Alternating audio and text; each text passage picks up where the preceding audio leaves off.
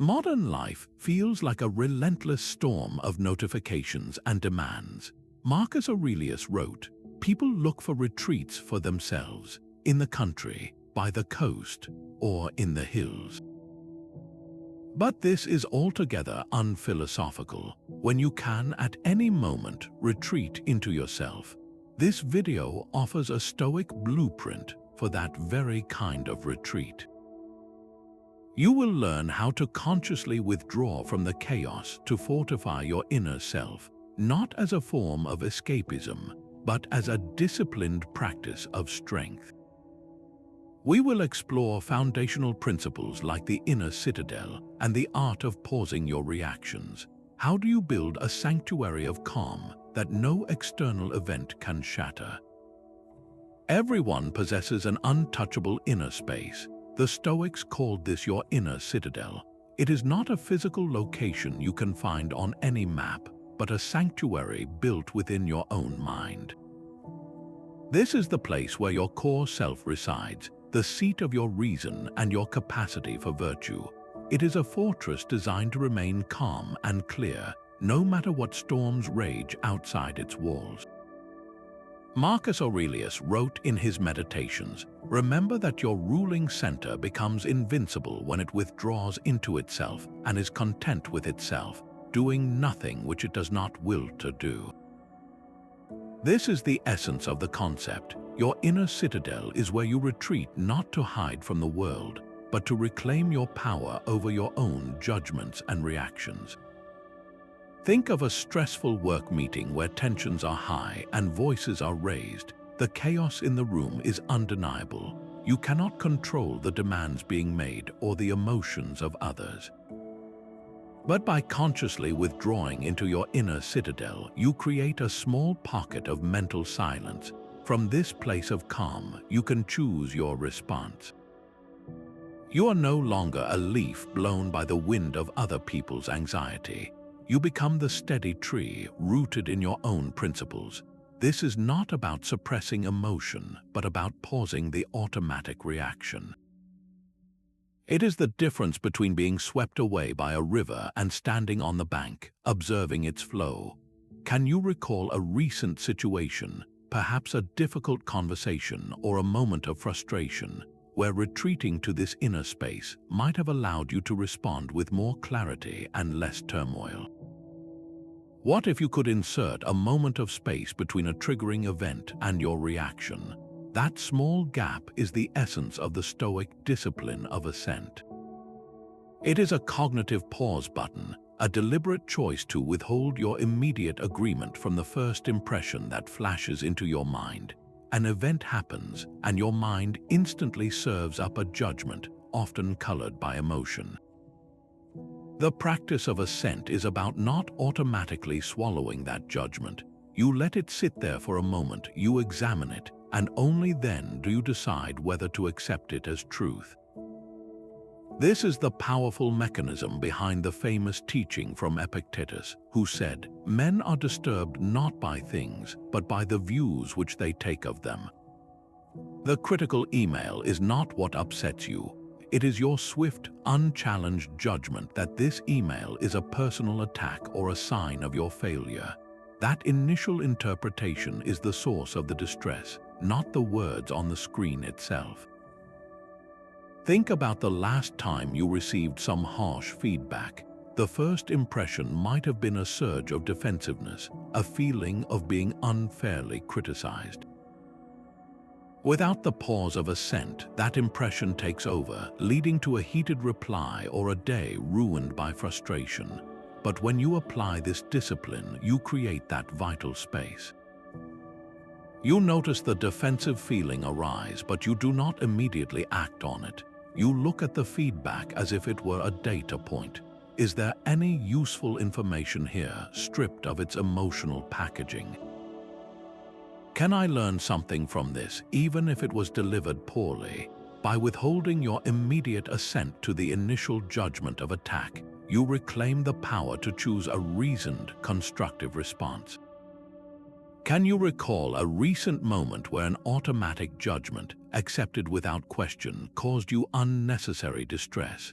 That moment of reflexive agreement is what the Stoics train us to intercept.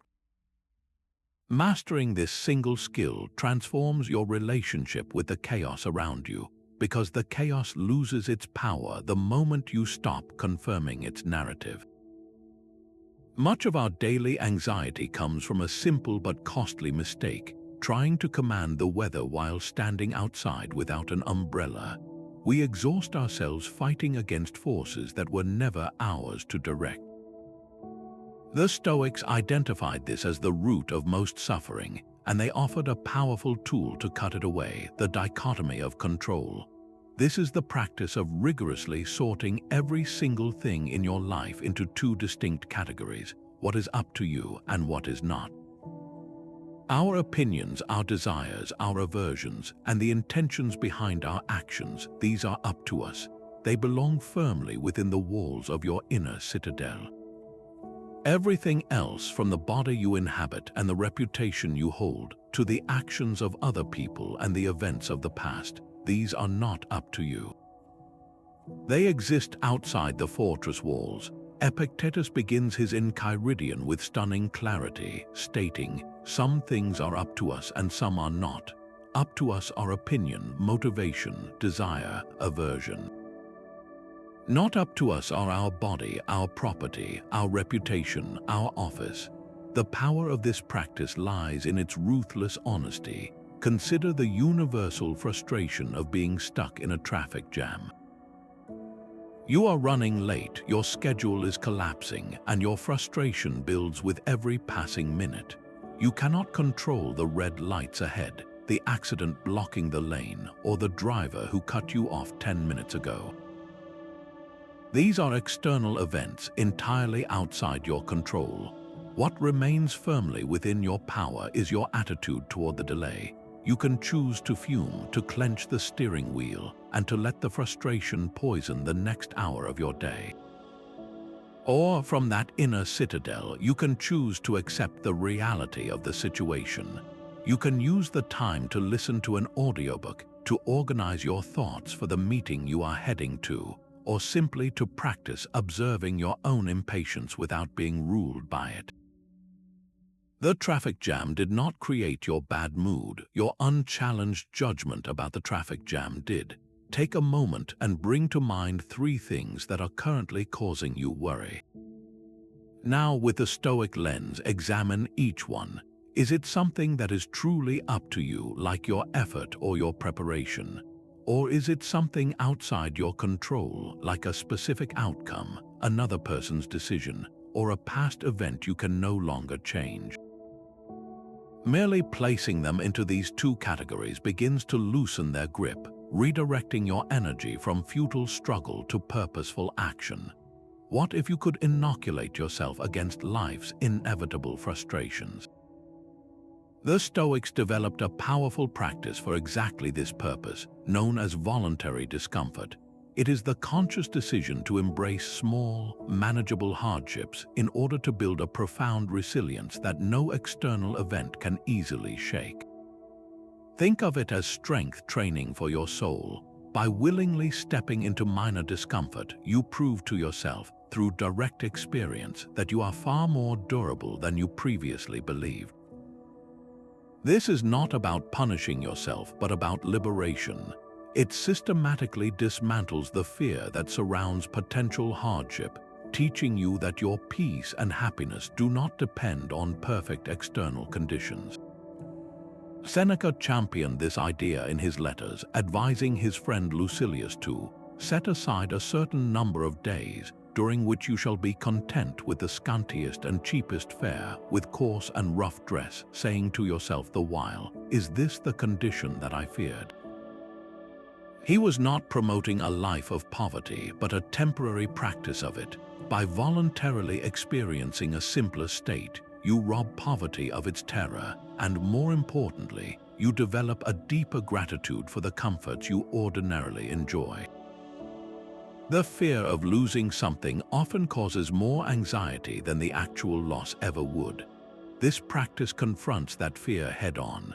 In our modern context, this could mean choosing to take a cold shower for the final minute of your morning routine. It is a small shock to the system, a deliberate encounter with a sensation you would normally avoid. In that moment, you are not a victim of the cold water. You are its commander. You learn that the discomfort is temporary and, more importantly, that you can withstand it without crumbling. Another simple application is to occasionally walk to the store instead of driving, especially when the weather is less than ideal. You feel the wind, a few drops of rain, the slight inconvenience, and in doing so, you demonstrate to yourself that minor external conditions do not have the power to ruin your day unless you grant them that power. You are building evidence, one small act at a time, that your well-being is an internal achievement. So this week, what one small voluntary discomfort will you choose? It could be skipping a snack you crave, turning off the air conditioning for an evening, or spending an hour without your phone. The goal is not the suffering itself, but the quiet confidence you earn, the unshakable knowledge that you can handle far more than you think. There is a quiet power in seeing your life from a great height. When a single problem consumes your entire field of vision, it feels immense and all-defining. The Stoics crafted a mental exercise known as the view from above to shatter this illusion of scale. It is a deliberate act of imagination, a conscious zooming out from the close-up drama of your immediate concerns to see your place within the vast, interconnected tapestry of the cosmos. From this elevated vantage point, the meeting that felt like a catastrophe, the harsh word that stung for days, is revealed in its true proportion, a tiny speck in the grand sweep of time and space. Your personal struggles are not dismissed, but they are placed in a context so immense that their weight becomes manageable. Marcus Aurelius constantly returned to this perspective in his private writings, urging himself to look at everything that exists and observe that it is already in dissolution and in change, and as it were, putrefaction or dispersion, or that everything is so constituted by nature as to die.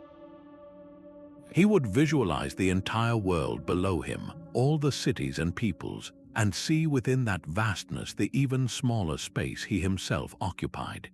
He saw the briefness of his own life against the backdrop of infinite time, and the pettiness of human strife against the silent, orderly motion of the planets. This is not a practice in nihilism, but in liberation. The goal is to drain the drama and urgency from our self-centered anxieties, to see that the universe continues its course regardless of our personal disappointments. Try applying this the next time a conflict at work or at home leaves you feeling overwhelmed and tense. Close your eyes for just a moment and pull your awareness back. See the room you are in not from your own eyes but from the ceiling. See the building from above, then the neighborhood, the city, the country. Keep pulling back until you see the planet, a beautiful blue and white marble hanging in the profound blackness of space. From here, can you even locate that specific room, that specific argument? The people involved, including you, are tiny, temporary beings on a tiny, temporary world. This does not make your feelings invalid, but it does reveal that the emotional storm you are weathering is contained within a very small vessel. The view from above grants you the spaciousness to breathe again. It reminds you that you are part of something magnificent and ancient, and that this present trouble, like all things, will pass. So the next time a problem threatens to consume you, where will you choose to stand, trapped within its confines or observing it from the quiet stars? Resisting what has already happened is a source of endless suffering. You can rage against a past decision, a missed chance, or an unexpected setback, but the event itself is fixed, an unchangeable part of the tapestry of your life. The Stoics and later philosophers like Nietzsche, who embraced their wisdom, proposed a radical alternative to this futile struggle, a concept known as Amor Fati, which simply means a love of one's fate. This is not passive resignation where you sigh and reluctantly accept your lot. It is an active, dynamic embrace of every single event, especially the difficult ones, viewing them not as misfortunes but as necessary and useful material for your growth. It is the decision to see every obstacle as fuel for your inner fire. Marcus Aurelius wrote in his Meditations, "A blazing fire makes flame and brightness out of everything that is thrown into it." This is the essence of Amor Fati. The universe in its grand design has thrown this specific event into your path. You cannot control that it happened. Your power lies in choosing to be the blazing fire that transforms it into light and warmth, rather than a pile of damp ashes. Think of a missed career opportunity, a promotion you worked for that was given to someone else. The initial judgment is one of failure and injustice. Resisting this reality creates bitterness and saps your energy for days or weeks. But to practice Amor Fati is to actively love this outcome. You ask different questions. What door did this closed door force me to see? Perhaps it freed you to pursue a different path, one more aligned with your true skills. Maybe it revealed a weakness you can now address, making you stronger for the next attempt. The setback becomes the very reason you discover a new direction you would have otherwise overlooked. It was not a barrier, it was a redirect. This mindset transforms your entire relationship with life. The traffic jam is no longer an enemy to your schedule, but a forced moment of pause and reflection. The difficult conversation is not a conflict to be feared, but a chance to practice patience and clarity. You stop seeing the universe as an adversary to be defeated and start cooperating with its flow, trusting that every event, pleasant or painful, is woven into the person you are becoming. So bring to mind one recent setback, large or small. Now challenge yourself to reframe it. How could this event, exactly as it happened, be seen as a necessary and even beneficial part of your journey? What hidden strength did it ask you to find? What new path did it reveal? Loving your fate is the ultimate act of inner retreat, because it means you carry a source of acceptance and power with you, no matter what the world brings. How can thinking about what could go wrong actually make you happier? It sounds like a contradiction, a surefire way to invite anxiety, yet the Stoics developed this very practice as a profound tool for achieving tranquility. They called it Premeditatio Malorum, the premeditation of evils. This is not about worry, which is a passive and fearful reaction to the unknown. It is an active, disciplined exercise where you vividly and rationally contemplate the potential loss of the things you hold dear. The goal is twofold: to shatter the complacency that takes our blessings for granted, and to inoculate the mind against the shock of misfortune by meeting it in advance within the safe confines of your own thoughts. Seneca put it directly when he wrote, "He robs present ills of their power who has perceived their coming beforehand." You are not summoning disaster, you are rehearsing your own resilience. By willingly walking through the scenario of loss in your mind, you disarm it. The sudden shock is replaced by a quiet preparedness. Imagine for a moment the simple act of hugging a loved one. It is a routine gesture, one we often perform without a second thought. Now, introduce the premeditation. As you hold them, allow the thought to cross your mind. This is precious, and one day, either through life's natural course or some unforeseen event, this will be gone. This is not a morbid fixation. It is a truth that, when acknowledged, transforms the entire experience. That casual hug tightens with genuine presence. The warmth of their presence becomes a vivid, immediate gift, not an assumed fixture. You are not loving them in spite of this thought. You are loving them more deeply because of it. The practice works just as powerfully with our possessions and status. We become so accustomed to our health, our comfortable home, our steady job, that we see them as permanent entitlements. The premeditation of evils asks you to temporarily strip them away. Spend 2 minutes today in a quiet moment and visualize your life without a key comfort you rely on. It could be your phone, your car, or even your own good health. Do not just think about it, feel it. Imagine the frustration, the inconvenience, the sense of loss. Then open your eyes, notice what happens. The frustration does not linger, but a new feeling often emerges. A simple, profound gratitude for the object that was, just moments ago, invisible in its normalcy. The object itself has not changed, but your relationship to it has been fundamentally altered.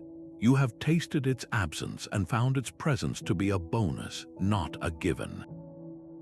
This mental rehearsal builds a foundation of gratitude so solid that when life's inevitable losses do occur, you are not starting from scratch. You have already visited that emotional territory and know the way back to solid ground. So what key part of your life will you choose to premeditate losing today, not to fear its loss, but to truly and fully appreciate its profound value right now?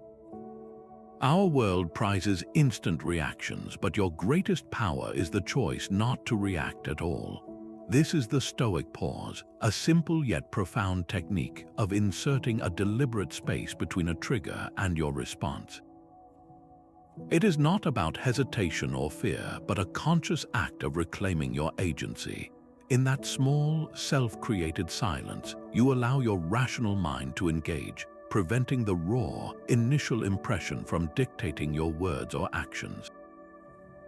Seneca offered timeless advice on this, writing, "The best remedy for anger is delay." He urged us to postpone our response, to grant a cooling-off period to the initial surge of emotion. This pause is the physical manifestation of the discipline of assent, the moment you actively choose not to be swept away. Imagine your phone buzzes with a text message, a critique from a colleague, or a sharp word from a friend. The first impression floods in, a hot wave of defensiveness or hurt. The automatic, reactive you wants to fire back a reply immediately, to justify or counterattack. This is the critical juncture. The practiced Stoic does the opposite. They see the message, acknowledge the emotional spark, and then consciously decide to set the phone down. They give themselves an hour or even just 10 minutes before crafting a reply. In that hour, the initial heat dissipates. You move from being a reactor to being an observer. You can consider the sender's perspective, separate the useful data from the emotional packaging, and decide if a response is even necessary. The goal is not to win an argument, but to preserve your own peace and act with virtue. The reply you send after that pause will be measured, clear, and free from the poison of raw reaction. It is a reply you will never regret. This practice transforms conversations as well. Today, challenge yourself to implement a 3-breath pause. In your next discussion, especially one that feels charged, when you feel the urge to interrupt or defend, simply stop. Take 3 slow, conscious breaths. In the space of those 3 breaths, you reclaim the citadel of your mind. You remember that your power lies not in having the last word, but in choosing the right one. What would the wisest version of you do in this situation? That single question can cut through the noise of any difficult moment. The Stoics formalized this into a powerful mental exercise, the contemplation of the sage. This was their ideal of a perfectly wise and virtuous person, someone who always acts with reason, courage, justice, and temperance. While the Stoics were the first to admit that no human being ever achieves this perfect state of wisdom, they insisted that the ideal itself was an indispensable guide. It acts as a North Star for the soul, a constant benchmark against which we can measure our own impulses and choices. Epictetus advised his students to have this ideal fixed before your eyes, a figure you can look up to, someone standing by to watch your every action. This is not about creating an impossible standard to feel bad about, but about giving yourself a clear model to aspire toward. When you are faced with a moral dilemma, like whether to speak up about an injustice at work when it might be easier to stay silent, you do not ask what your fear wants to do. You ask what your personal sage would do. The sage, guided by justice and courage, would find a respectful but firm way to voice the concern. The moment you pose this question, you are no longer trapped within your own immediate anxiety. You have stepped outside of yourself, consulting a higher version of your own conscience. This mental model helps you detach from the raw emotion of the situation and align your actions with your deepest principles. In a heated argument with a loved one, your first impulse might be to retaliate with a sharp word to win the point. But if you pause and ask what the wisest, most compassionate version of you would do, the answer often shifts. That version chooses understanding over victory, patience over reaction. It seeks to heal the rift, not to prove it is right. The sage is not a distant historical figure. It is the full expression of your own potential for good. So take a moment now to define this guide for yourself. What three qualities would your personal sage embody? Perhaps it is unshakable calm, or radical honesty, or relentless kindness. Write these three qualities down, keep them close. The next time you face a conflict or a difficult decision, bring this ideal to mind. Let that wiser version of you take the helm, and watch as your actions begin to align with the person you are truly capable of becoming. Your own mind offers the clearest counsel you will ever receive. Stoic journaling transforms this inner dialogue from a chaotic monologue into a structured conversation, a daily practice of building your inner sanctuary with ink and intention. This is not a diary for cataloging daily grievances, but a philosophical workshop where you dissect your judgments and forge greater clarity. Each evening becomes an opportunity for a brief retreat, a quiet audit of the day's events through the lens of Stoic principle. You sit down with the raw material of your experiences and patiently sort through it, asking not just what happened, but how you responded and whether that response was aligned with your deepest values. The most powerful testament to this practice is the work you have already heard from, the private writings of Marcus Aurelius. His meditations were never intended for publication. They were his personal journal, a relentless series of reminders and self-examinations written amidst the immense pressures of leading an empire. He was not writing to impress an audience. He was conversing with his own soul, strengthening his resolve and returning to first principles. You can begin with a simple, three-question template that turns any notebook into a Stoic tool. First, ask yourself, what did I do well today? This is not about ego, but about recognizing moments where you successfully applied a Stoic discipline, perhaps when you paused before reacting to a provocation, or when you accepted an outcome outside your control with grace. Acknowledging these small victories reinforces the neural pathways of virtue. Second, ask, what could I improve? Approach this with the gentle curiosity of a scientist studying data, not the harshness of a critic. Where did an automatic judgment lead you astray? Did you waste energy worrying about something that was not up to you? This question is not for self-reproach, but for course correction. And third, reflect on what you learned about what is truly within your control. This final question systematically reaffirms the dichotomy of control, training your mind to instinctively distinguish between your own actions and the external world. The power of this practice lies in its consistency, not its length. You do not need to write pages. Tonight, before you close your eyes, make a single promise to yourself. Pick up a pen and write just one sentence. It could be a reflection on a moment you used the pause, or a recognition of a judgment you chose not to assent to. That one sentence is the first brick in the wall of your own unshakable inner citadel. Imagine your life without the thing you fear losing most. That tightness in your chest, that immediate resistance, is the exact territory we are about to explore. This is the art of mental subtraction, a powerful Stoic exercise that tests your self-sufficiency by deliberately removing, in your mind, the external things you are most attached to. You are not inviting loss, you are inoculating yourself against the fear of it. The goal is to prove to yourself, through a sober thought experiment, that your core worth and your capacity for peace are not housed in your job, your possessions, or your reputation. They are internal qualities, and they cannot be taken from you. Seneca offered a beautiful framework for this when he advised that we should live as if everything we have is merely on loan from fortune. Nothing is yours to keep permanently, he reminds us. Your wealth, your status, even the people you love are granted to you for a time. Fortune can reclaim them whenever she wishes. This is not a pessimistic view, but a profoundly liberating one. When you see your possessions and circumstances as temporary gifts rather than permanent entitlements, you stop clinging to them so desperately. You begin to enjoy them more fully in the present moment, without the underlying anxiety of potentially losing them tomorrow. This mindset shift transforms you from a fearful owner into a grateful custodian. Consider the deep-seated fear of job loss. For many, a career is not just an income, it is a primary source of identity, purpose, and social standing.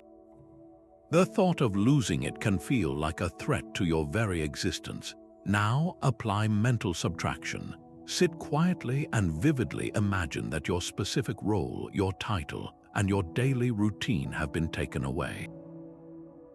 Do not just think about it, feel it. Sit with the initial void, the sense of disorientation. Then, from that empty space, ask yourself the crucial questions. Who am I without this job? Is my capacity for integrity, for courage, for kindness diminished in any way? Would I still be able to find moments of joy, to be a good friend, to learn new things? The answer you will find is a resounding yes. Your virtues remain entirely intact. This mental rehearsal reveals that your purpose is not the job itself, but the character you bring to it and to every other aspect of your life. You might discover that your skills are transferable, that your value is not confined to one company's organizational chart. The job was a vessel for your action, but it was never the source of your worth. By subtracting it mentally, you see the indestructible foundation that lies beneath. So now, I invite you to try this. Bring to mind one major source of your current identity or sense of security. It could be your relationship, your home, your physical health, or your social media presence. For the next minute, mentally subtract it. Let it vanish from your life in your imagination. Do not rush to fill the emptiness. Simply sit with the feeling that arises and observe what remains of you when that external thing is gone. You may just find that what remains is everything that truly matters. The word apatheia sends the wrong message, suggesting a cold, emotionless state, but the Stoics envisioned something far more liberating. They were not aiming to become statues, but to achieve a profound freedom from the destructive storms of irrational emotion. This is the state of apatheia, a mind undisturbed by the passions that hijack our reason and plunge us into suffering. Think of it not as an absence of feeling, but as the presence of a deep, unshakable clarity.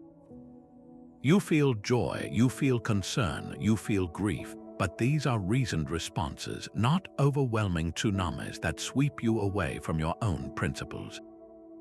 The Stoics made a crucial distinction between the initial, involuntary flicker of a feeling and the full-blown fire of a passion. They called these first movements Premeditation, the raw, physical jolt that is beyond your immediate control. The gasp of fear when you almost trip, the flash of heat when you hear an insult, the lump in your throat at sad news, these are not failures, they are human reflexes. The Stoic work begins in the next moment, the space between that initial spark and the decision to either fuel it into a raging inferno or to let it pass through you. Seneca described this beautifully when he wrote about anger, noting that its first impulse is often involuntary. But then, he explained, it is a voluntary assent that fans that spark into a flame. The passion is not the first shock. It is the choice to dwell on it, to justify it, to let it consume your entire field of vision. Consider the deep concern you feel when a loved one falls ill. This is a rational, caring emotion. It moves you to action, to provide comfort, to seek the best care, to offer support. This feeling arises from your love and your values. Now contrast that with the passion of paralyzing anxiety about the same situation. This is the state of lying awake at night, playing out catastrophic scenarios that have not happened. Your body tense with a fear that prevents you from thinking clearly or being truly present for the person who needs you. The concern is useful and virtuous. The anxiety is a destructive passion that clouds judgment and multiplies suffering. The goal of Apatheia is to cultivate the first while releasing the grip of the second. It is the difference between feeling a genuine sadness at a loss and being drowned in a bottomless despair that makes you forget all other duties and joys in your life. So, bring to mind one recent instance where a passion disturbed your peace. Perhaps it was a surge of rage in a traffic jam, or a gnawing envy when a colleague received praise you felt you deserved. In that moment, can you now identify the initial Premeditation, the raw sensation? And then, can you see the point where your own judgment, your own assent, turned that spark into a fire? Recognizing this moment is the first and most powerful step toward the serene freedom the Stoics called Apatheia. Anxiety thrives on the uncertainty of tomorrow, while regret feeds on the unchangeable past, leaving peace as the exclusive resident of the present moment. This is the final, most practical terrain of your inner citadel, the only slice of time where your reasoned choice holds absolute authority. The future is a collection of possibilities, and the past is a set of carved stone, but the present is the active workshop of your life. It is the single point where the dichotomy of control becomes vividly real, where your opinions, your motivations, and your actions are entirely up to you. Marcus Aurelius captured this with stunning practicality when he wrote, "Concentrate every minute like a Roman on doing what's in front of you with precise and genuine judgment, and on being affectionate, dignified, and serious." He is not describing a grand, sweeping action, but the quality of attention you bring to the very next thing you do. Your power does not lie in rewriting yesterday or controlling tomorrow's weather, but in how you meet the task directly before you. This minute is your only true possession. You can practice reclaiming this territory through the most mundane of activities. The next time you find yourself washing a pile of dishes, do not let your mind race to the meeting you have later or replay an awkward conversation from yesterday. Instead, pour all of your awareness into the simple, physical reality of the task. Feel the warmth of the water on your skin. Notice the texture of the soap bubbles and the sound of the plate clinking gently in the sink. See the clean, shining surface appear under your sponge. In that focused attention, there is no room for the phantom anxieties of the future or the heavy ghosts of the past. There is only the simple, complete act of washing a dish. You are not just cleaning a plate, you are training your mind to inhabit the one place where you are truly sovereign. This week, make a deliberate appointment with the present. For just 5 minutes, choose one simple activity, whether it is drinking a cup of tea, folding laundry, or even just looking out the window. For those 5 minutes, your only job is to be fully there. When your mind inevitably tries to wander to a worry or a memory, gently guide it back to the sensory details of the moment, the warmth of the mug, the smell of the clean cloth, the pattern of the leaves on the tree. This is not a break from your life, It is the most important work you can do, building your capacity to live where your power actually resides.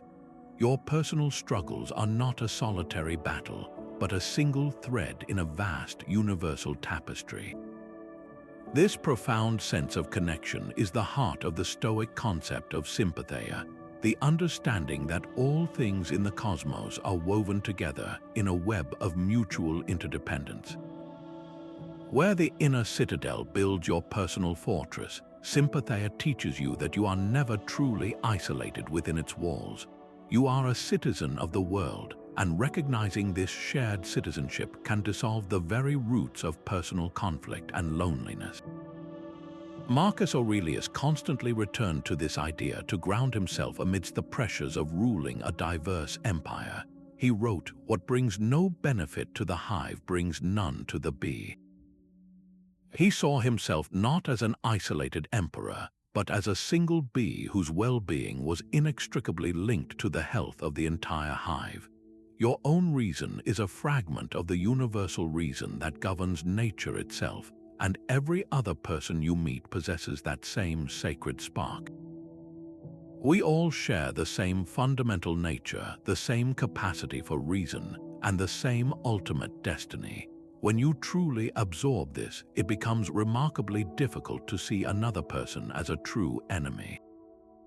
Their actions, even the hurtful ones, are no longer seen as attacks on you personally, but as the misguided movements of a fellow traveler who is also struggling to find their way in the dark.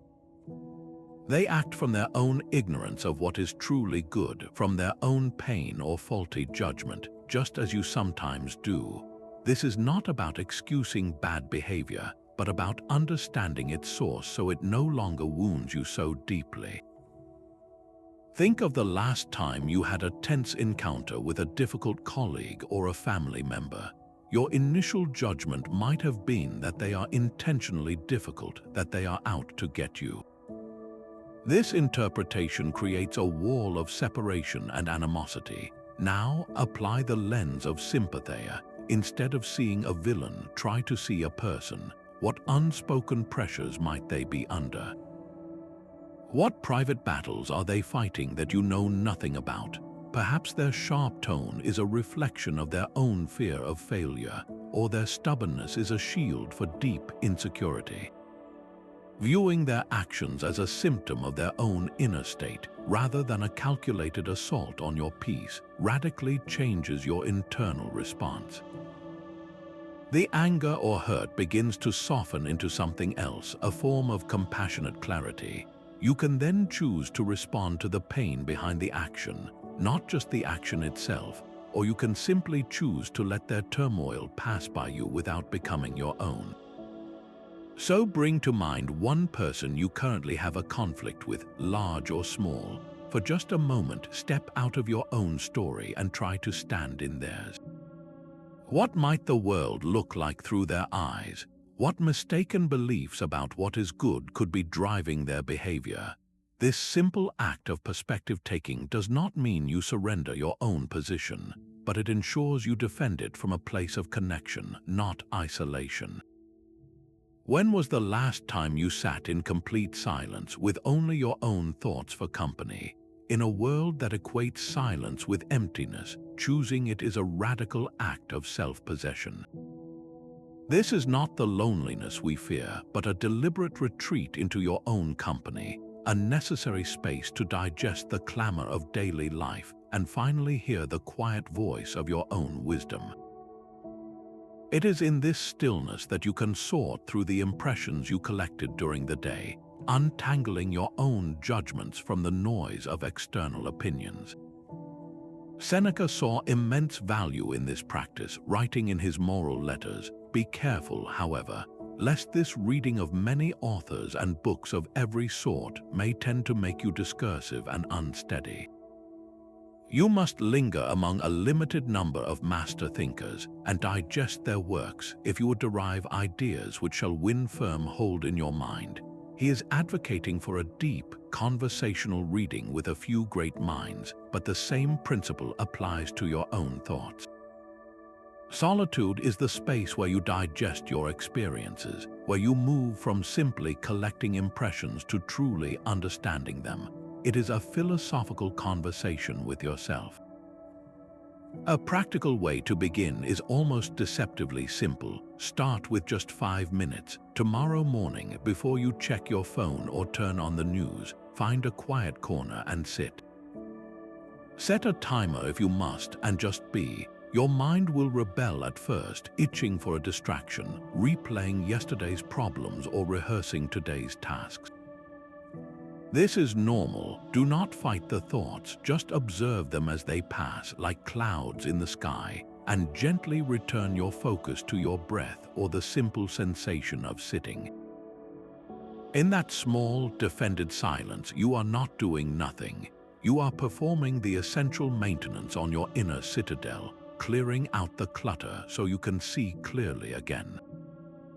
So I extend a challenge to you. Look at your calendar for the coming week and schedule one 15-minute block of silent solitude. Treat it with the same importance as a meeting with your most important client, because in truth, you are meeting with someone far more critical, the core of your own unshakable self. Acknowledging the finiteness of life is not a morbid fixation, but a profound tool for focusing on what is essential. This is the practice the Stoics called Memento Mori, a Latin phrase meaning remember you must die.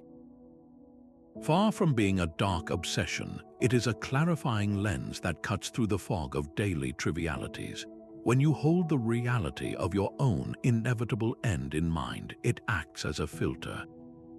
The petty grievances, the endless pursuit of status, the fear of what others think, all of it begins to lose its power over you. You are reminded that your time to act with integrity, to show kindness, and to live by your principles is not infinite. It is urgently, beautifully limited. Seneca captured this with stunning force in his moral letters, writing, "He who has learned how to die has unlearned how to be a slave."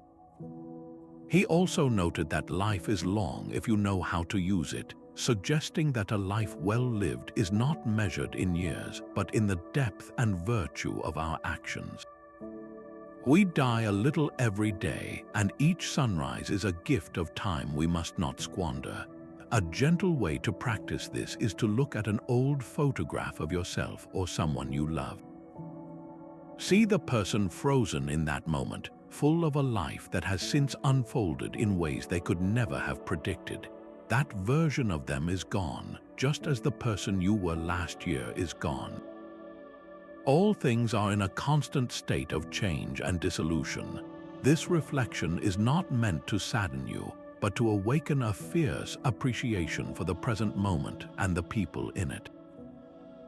It reminds you that this, right now, is the time you have been given to make a difference. So I pose a question to you, one designed to cut straight to the heart of your current priorities.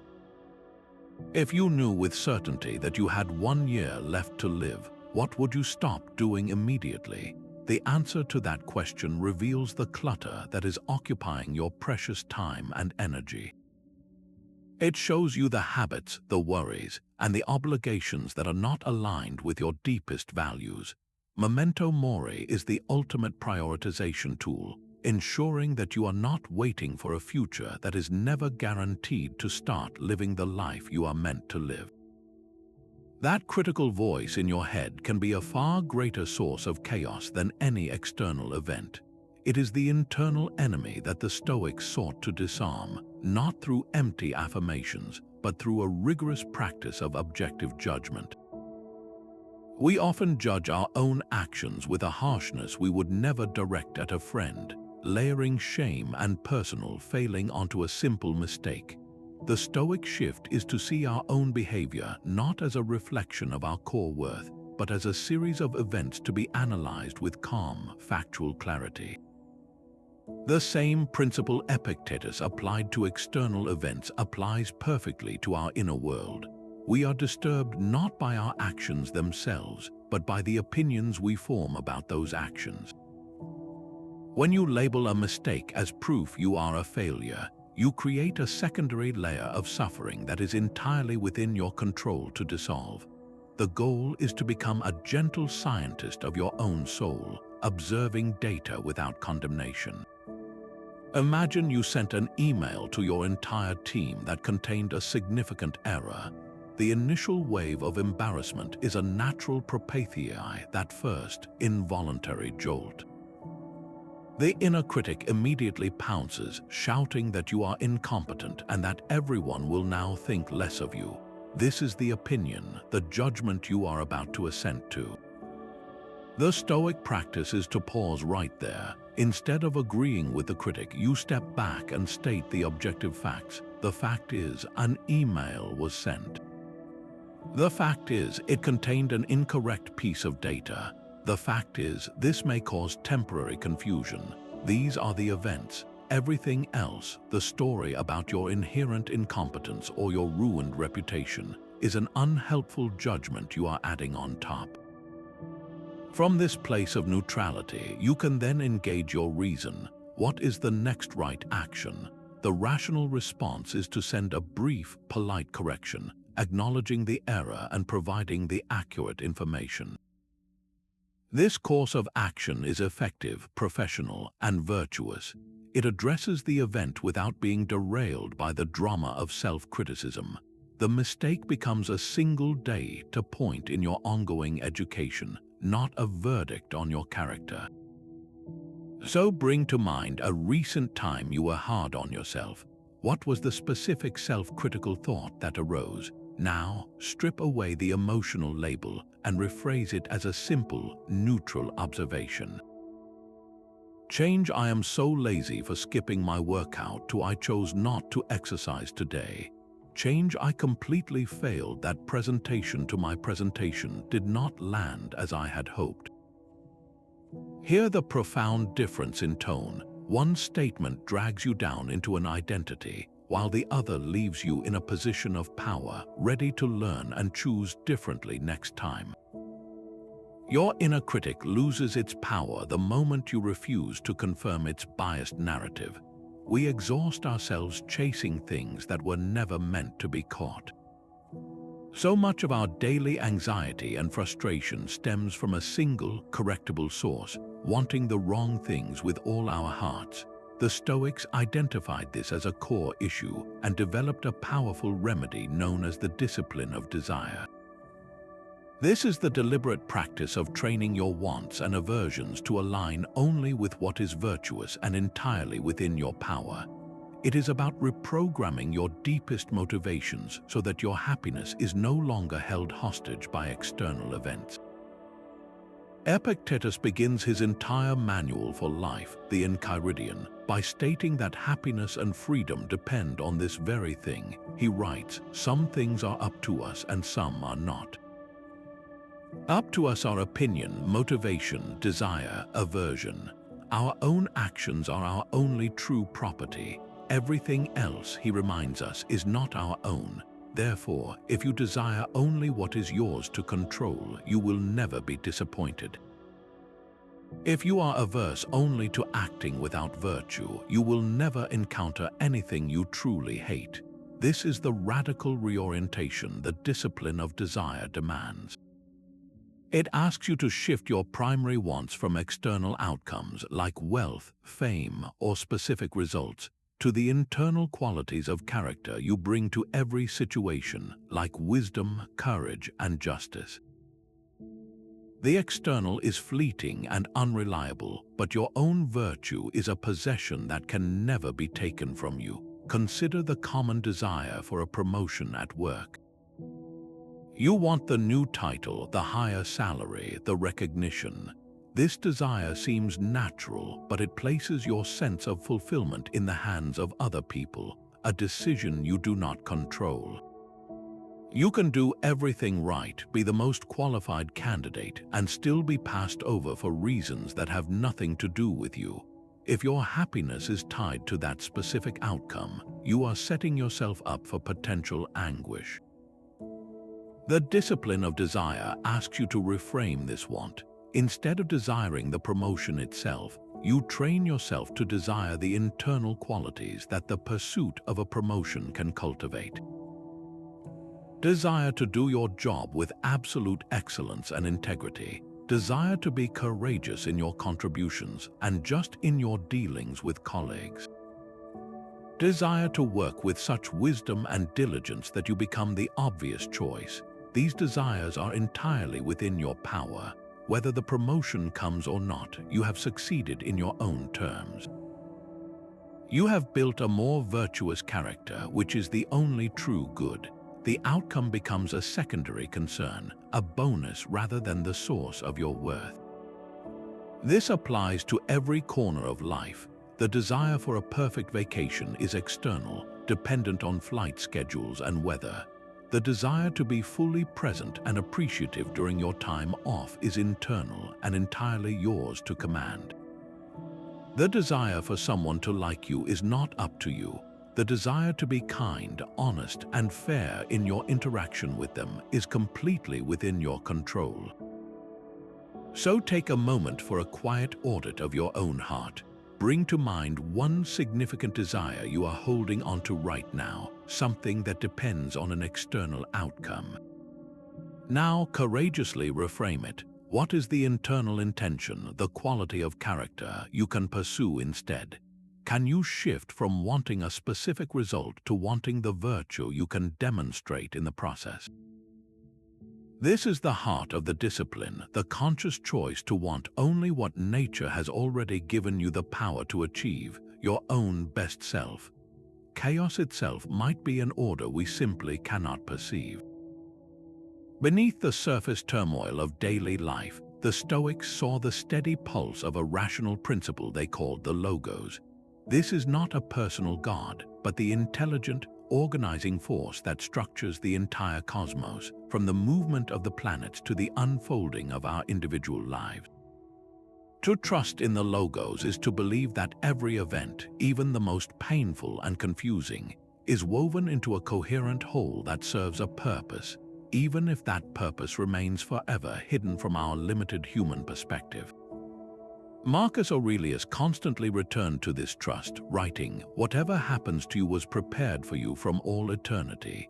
He saw the entire chain of causes, both good and ill, as part of a single, rational fabric. This perspective is not about finding a silver lining or pretending that suffering is good. It is about shifting your fundamental stance from resistance to cooperation.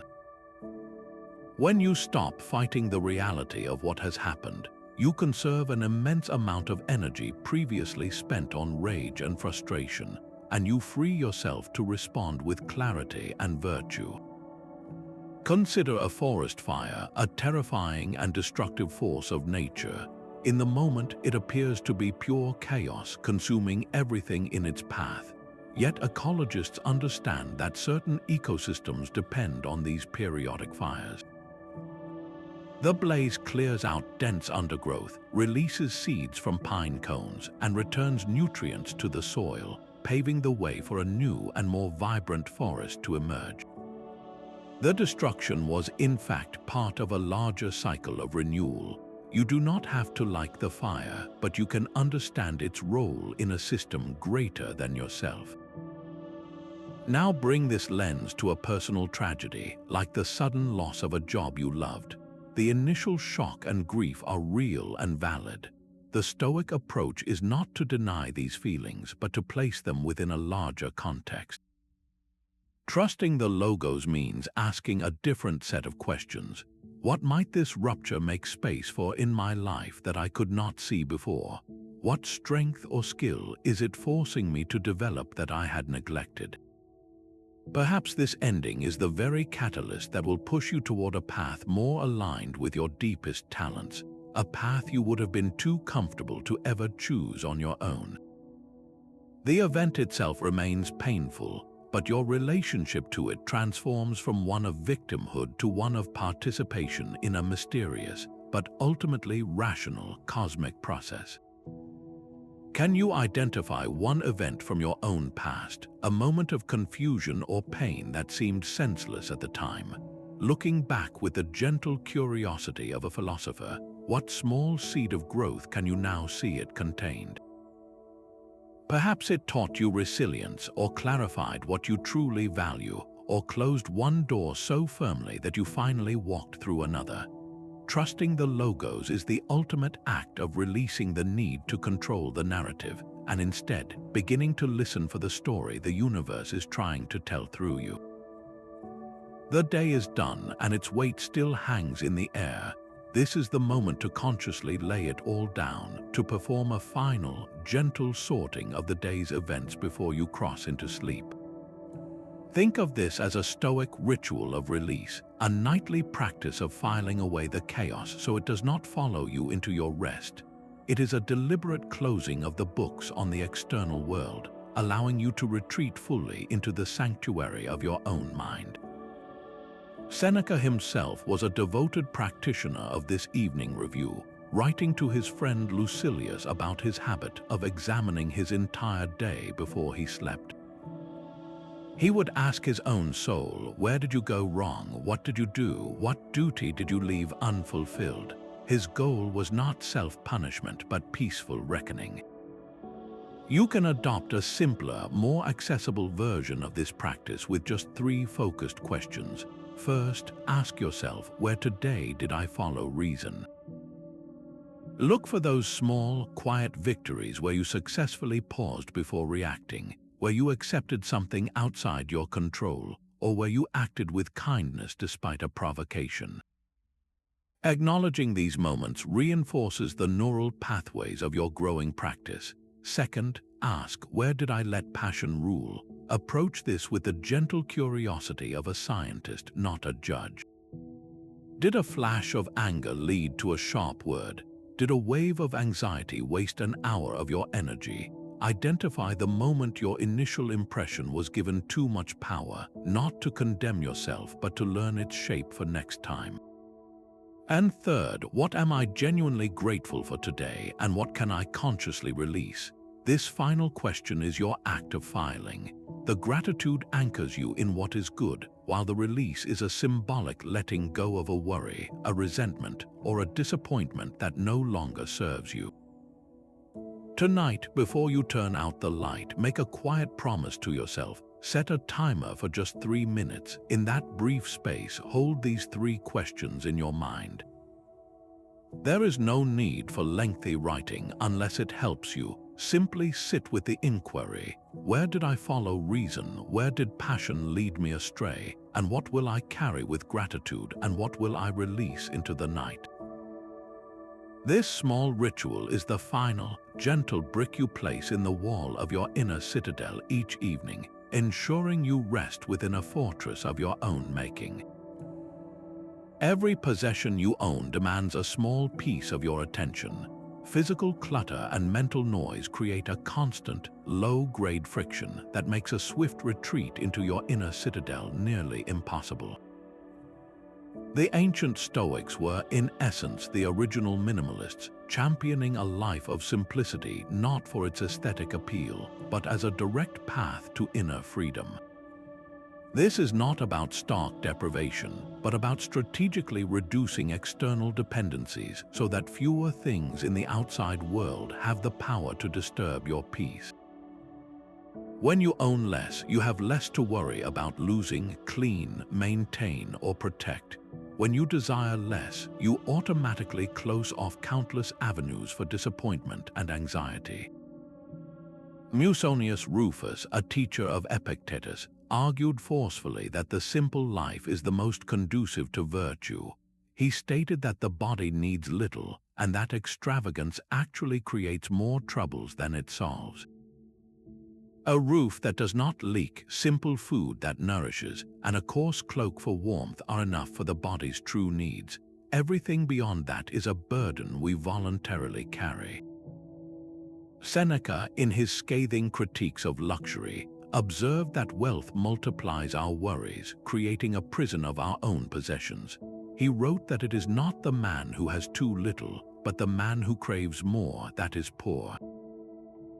The goal is to desire what you have, not to have what you desire. This philosophy translates powerfully into our modern world through the practice of digital minimalism. Your phone is a potential Trojan horse for chaos, a device designed to constantly inject new impressions, desires, and anxieties directly into your mind. Curating your information intake is a direct application of Stoic minimalism. It means ruthlessly unfollowing accounts that spark envy, turning off non-essential notifications that fracture your attention, and designating times for focused work without any digital interruptions.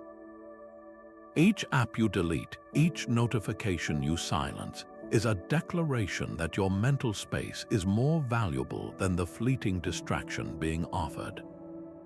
This creates more room for the quiet reflection essential for a resilient inner life. So now, bring this principle into your own world. Identify one physical possession in your home that you do not need, an item that you keep out of habit rather than true utility or joy. And then identify one recurring, unproductive thought that often loops in your mind, perhaps a worry about the future or a regret from the past. What would it feel like to consciously let go of both that object and that mental pattern, creating a little more spaciousness for the calm you are building? The obstacle in the path becomes the path itself. This is not a philosophical riddle, but a practical reality the Stoics built their entire worldview upon. Every barrier you encounter, every setback you face, is not a detour from your life's purpose, but the very ground upon which you can build your character. What appears to block your way is, in fact, the way forward, offering you the raw materials to practice the virtues you wish to embody. Marcus Aurelius, leading armies and managing a plague-ridden empire, constantly reminded himself of this truth. He wrote in his private journal, "The impediment to action advances action. What stands in the way becomes the way." He was not denying the reality of the obstacle, but redefining its function. A rock in the river does not stop the water. It simply determines the pattern of the flow, creating currents and ripples that are part of the river's essential nature. The obstacle is not an enemy to be vanquished, but a teacher that arrives in the form of a challenge. Consider the Roman philosopher Seneca, who was exiled to the island of Corsica by the Emperor Claudius. This was a devastating professional and personal blow, a removal from the center of power and influence in Rome. He could have spent his years in bitter resentment, seeing his life as effectively over. Instead, he treated his exile as the raw material for his work. It was during this period that he produced some of his most profound philosophical writings and scientific inquiries. The isolation became his library, the silence his classroom. The obstacle of exile did not halt his philosophical practice. It became the very condition that deepened it. In your own life, a project setback at work is not merely a delay. It is an invitation to practice creativity, to find new solutions you would never have considered if the path had been smooth. A difficult relationship challenges you to practice patience and understanding, strengthening your empathy in ways that only friction can produce. Even a personal failure is not a verdict on your worth, but a rigorous workshop in resilience, teaching you how to get up, learn, and try again with greater wisdom. So bring to mind one current obstacle you are facing. It could be a financial pressure, a health concern, or a creative block. Now, reframe it not as a problem to be solved, but as a training ground. Ask yourself, which specific virtue does this situation demand from me? Is it the courage to have a difficult conversation, the patience to endure an uncertain wait, or the creativity to find a new approach? Your obstacle is not a wall, it is a door, and the virtue it requires is the key. Our own words are often the very source of the chaos we seek to escape. Each time we speak without purpose, we scatter pieces of our attention and energy into the world, leaving less fuel for the quiet fortitude of our inner citadel. The Stoics placed immense importance on the practice of mindful speech, viewing it not as a social technique, but as a vital discipline for conserving our inner resources and preserving our peace. This is the art of the guarded tongue, the conscious choice to speak only when it is necessary, true, and kind. Unchecked speech creates a trail of unintended consequences, from the regret over a harsh word spoken in anger to the tangled conflicts that arise from gossip or idle speculation. Every unnecessary utterance is a small leak in the reservoir of your focus. Epictetus offered a simple, physical reminder of this principle, noting that nature has given us one tongue but two ears so that we may listen twice as much as we speak. This is not an encouragement toward silence but toward proportion. Listening is an act of gathering information and understanding, while speaking is an act of expenditure. Before you spend your energy, be certain the investment is wise. Consider the common pull of workplace gossip. A colleague shares a juicy, unconfirmed story about another, and the immediate temptation is to lean in, to add your own comment, to feel the fleeting connection of shared judgment. In that moment, you are not building anything. You are participating in a chain of reactions that erodes trust and creates a subtle undercurrent of anxiety for everyone involved, including yourself. By choosing to abstain, by simply listening without adding fuel or changing the subject to something constructive, you perform a powerful act of inner hygiene. You refuse to allow someone else's narrative to become a source of turmoil within your own mind. You conserve your energy and, more importantly, you maintain your integrity. The tranquility you protect is your own. For the next full day, I challenge you to become a quiet observer of your own speech. Before you give voice to a thought, pause for just one breath and ask yourself a simple Stoic filter. Is what I am about to say true? Is it necessary for this situation? Is it kind or beneficial to the people hearing it?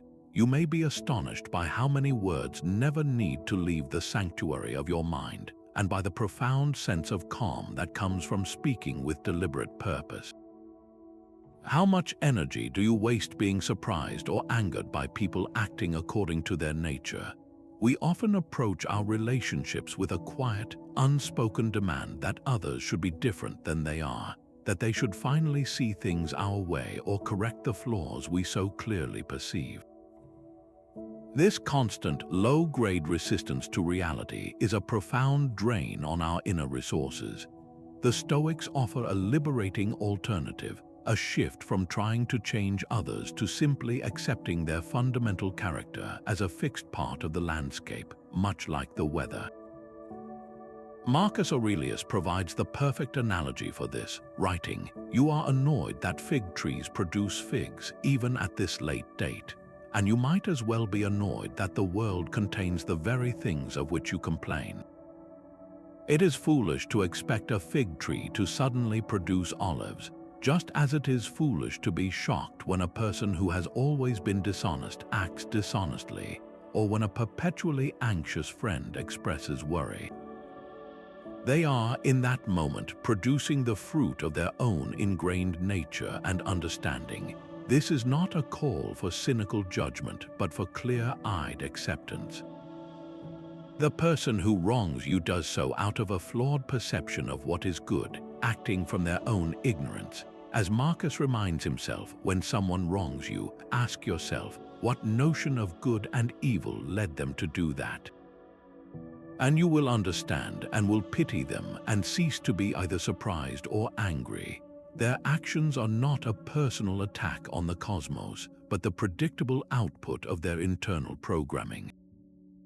Consider that one frustrating family member who always turns a pleasant dinner into a political debate. You brace for it every time. You hope against hope that this gathering will be different, and you leave feeling drained and irritated when the pattern repeats itself. The Stoic practice here is to consciously lower your expectation. Before you see them, affirm to yourself, this person derives a sense of importance from debate. They will likely bring up a controversial topic. This is the fig tree producing figs. When the expected behavior occurs, there is no shock, no fresh surge of frustration. You can meet it with a calm, almost detached acknowledgement. This does not mean you are a passive doormat. You can still choose to disengage, to change the subject, or to leave the conversation. But you do so from a place of peaceful recognition, not from a place of angry resistance to a reality you have known for years. The friction dissolves because you have stopped trying to command their fig tree to bear olives. So bring to mind one person you frequently struggle with, whose behavior consistently triggers a reaction in you. For the next 24 hours, make a quiet experiment. Practice accepting them exactly as they are, without the internal demand for them to change. Observe what happens to your own inner state when you release the exhausting burden of trying to manage their character. Your body is not the enemy of your mind, but its essential partner.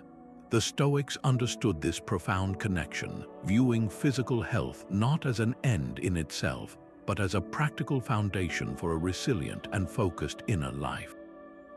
They valued a sound body for a deeply philosophical reason. A neglected or suffering physique becomes a constant source of distraction, pulling your attention away from the higher work of reason and virtue. When you are exhausted, in pain, or malnourished, the climb to your inner citadel becomes infinitely steeper. Every ache and pain shouts for attention, making the quiet practice of judgment and assent nearly impossible. The Roman teacher Musonius Rufus was particularly vocal on this point, arguing that physical training was absolutely essential for the philosopher. He taught that just as it is the nature of the soul to be healthy, it needs a body which is well ordered to be its instrument. He was not promoting athletic glory, but the kind of functional fitness that allows the soul to operate without constant interruption from its own vessel. This is about creating a stable platform from which your mind can do its most important work. In our modern context, this translates to simple, sustainable habits. A daily walk is not just exercise, it is a moving meditation that grounds you in the present moment, synchronizing breath and body. Choosing a nourishing meal over processed junk is not about diet culture. It is an act of self-respect, providing clean fuel for your brain instead of the turbulent energy spikes that cloud judgment. Prioritizing sufficient sleep is a non-negotiable Stoic discipline, as exhaustion is the primary gateway for irrational emotions and weakened resolve. Each of these choices is a brick in the physical foundation of your inner fortress. So, take a quiet inventory of your own physical state. What one small, manageable adjustment could you make this week to better support your body in its role as the mind's vessel? Could it be drinking more water, adding 10 minutes of movement to your day, or committing to a slightly earlier bedtime? This is not a pursuit of perfection, but a practical acknowledgement that the clarity of your mind depends profoundly on the basic care of the body that carries it. Gratitude is the quiet rebellion against the hunger for more. In a world constantly whispering that you need the next thing to be happy, the Stoic practice of gratitude stands as a powerful antidote to the internal chaos of endless wanting.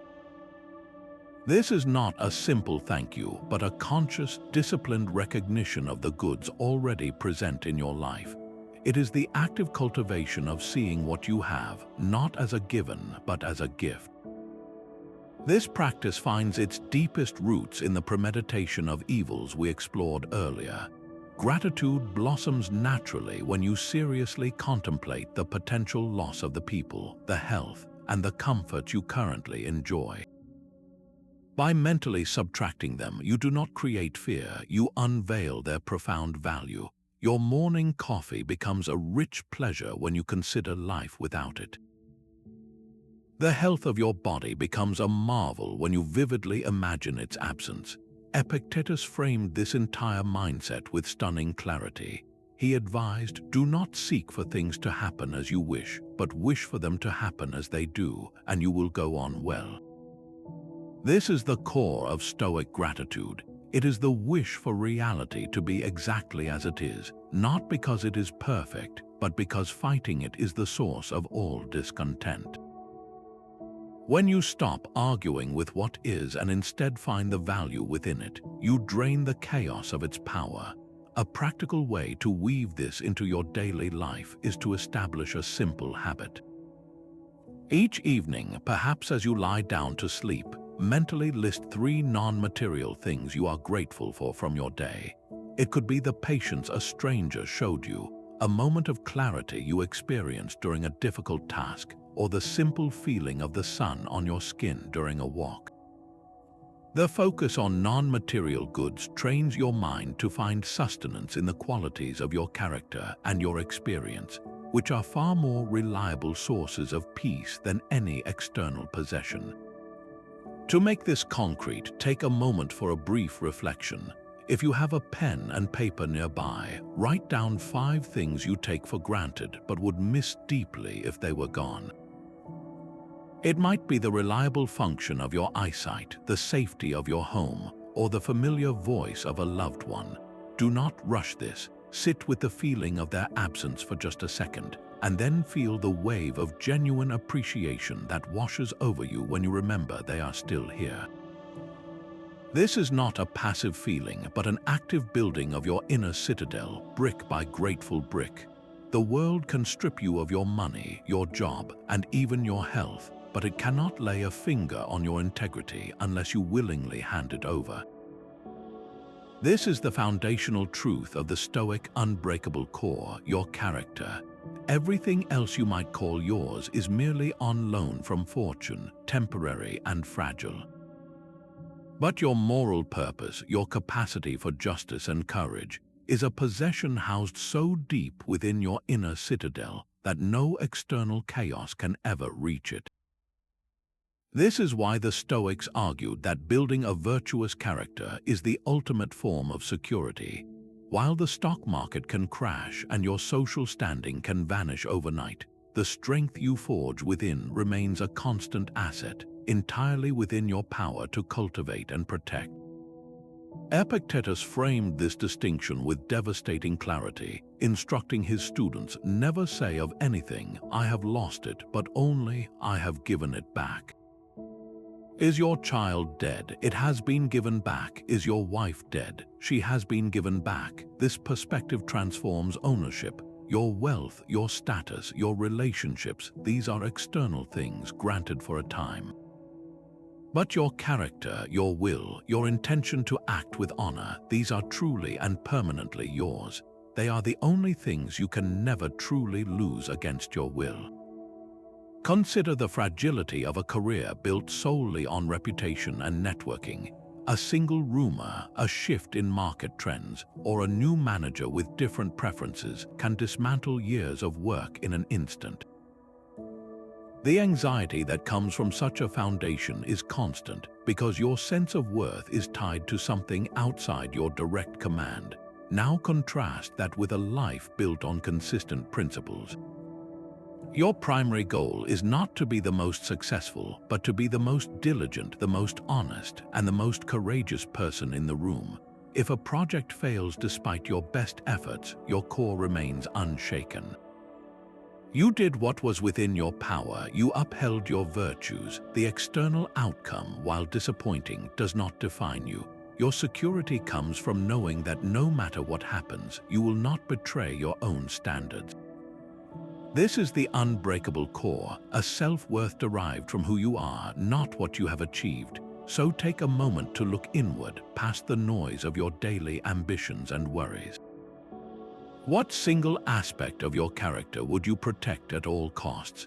Is it your honesty, your compassion, or perhaps your resilience? Name that virtue now and make a quiet promise to yourself that this is the one possession you will never surrender, no matter what storms may come. Your inner peace is held hostage the moment you start worrying about what others think of you. This constant need for approval and fear of criticism creates a special kind of chaos, one where you are no longer the ruler of your own mind. You hand the keys to your emotional state over to the whims and judgments of other people, most of whom are just as preoccupied with their own image as you are with yours. The Stoic solution to this self-inflicted turmoil is as clear as it is liberating. The opinions of others are classified as externals, completely outside your control, and therefore should be met with profound indifference. Your only true concern, the only thing that should matter to you, is whether your own actions are aligned with virtue. Are you acting with integrity, courage, and justice? If the answer is yes, then the chorus of external approval or disapproval becomes irrelevant noise.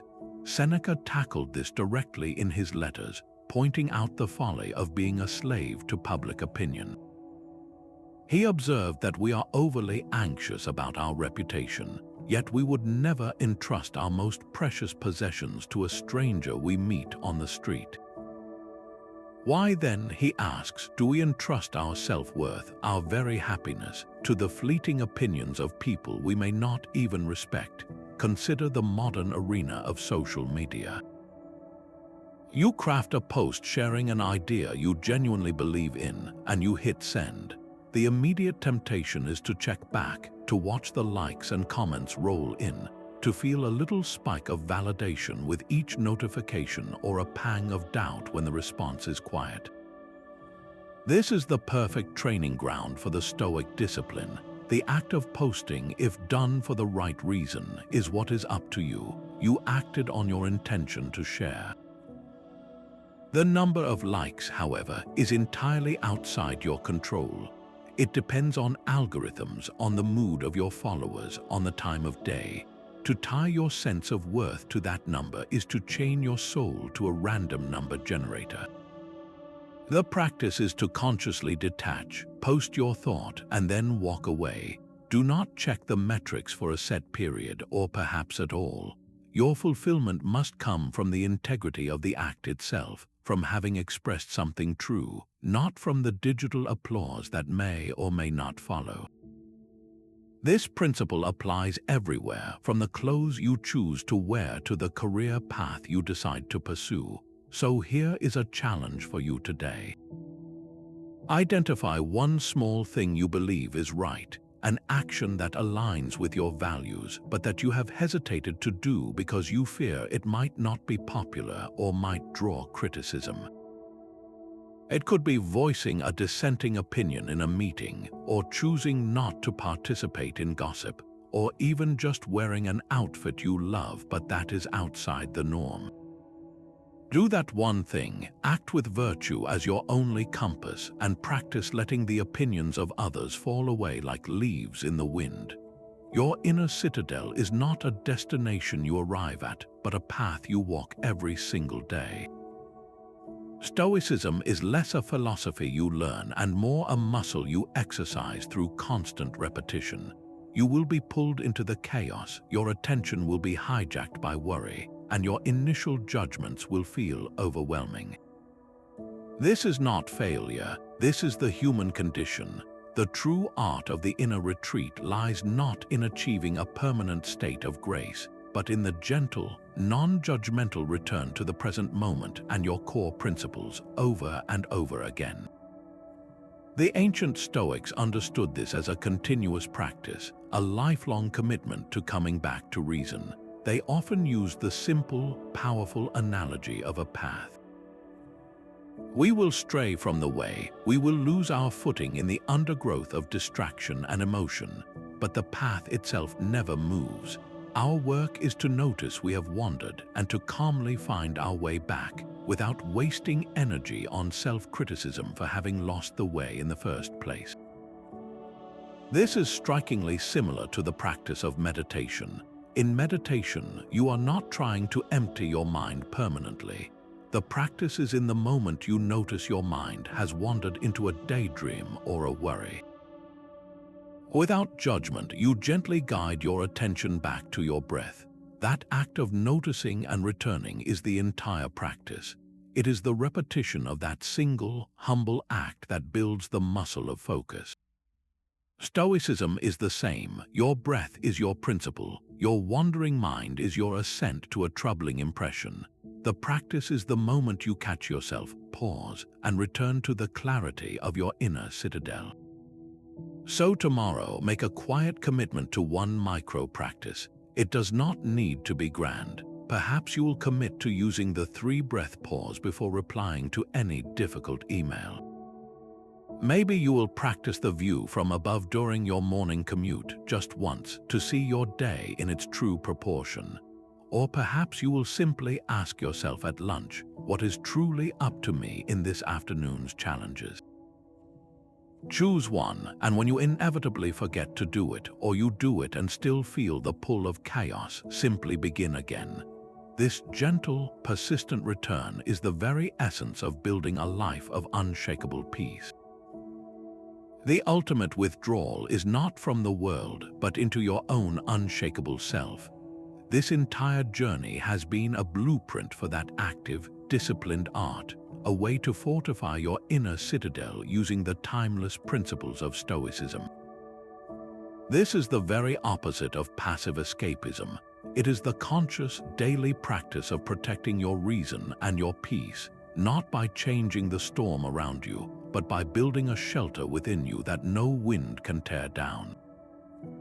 We have walked through the foundational tools, from building that inner sanctuary where your true self resides, to the liberating practice of the dichotomy of control that sorts what is yours to command from what is not. We explored the power of the pause, the mindfulness of the present moment, and the ultimate focus on forging a character that remains virtuous and intact, regardless of external chaos. This is not a set of abstract ideas, but a practical toolkit for living. The peace this practice offers was perfectly captured by Seneca, who wrote, "The mind that is untroubled and tranquil has a sanctuary." It is for you to stand upright in this sanctuary, not to be propped up by another. This is the promise of the Stoic retreat, a peace you build for yourself, brick by mindful brick, that the world cannot give and cannot take away. Remember, this is not a finish line you cross, but a path you walk for the rest of your life. You will forget, you will stumble, you will feel the pull of the chaos. The practice is in the gentle, persistent return to these principles each and every day. Now I would love to hear from you. In the comments below, share one small way you have begun to apply this Stoic blueprint in your own life. What was the experience like? Let us build a community of practice, sharing our struggles and our insights as we walk this path together. And if you found this guided exploration valuable, subscribe for more journeys into the practical wisdom that can help you build a life of unshakable calm.